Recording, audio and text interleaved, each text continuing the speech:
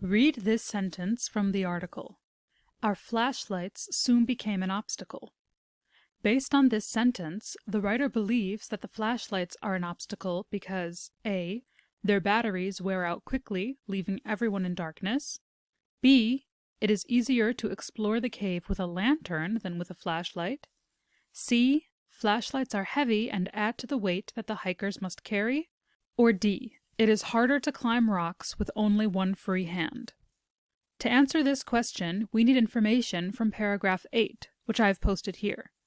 This is the paragraph where we see the sentence, "Our flashlights soon became an obstacle."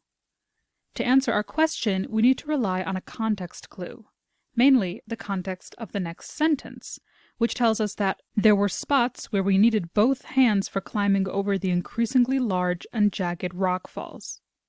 Because the sentence about the flashlights becoming an obstacle is placed directly before the sentence describing how they needed both hands for climbing, one can conclude that the flashlights were an obstacle because they occupied one hand and the climbers didn't have two hands to use.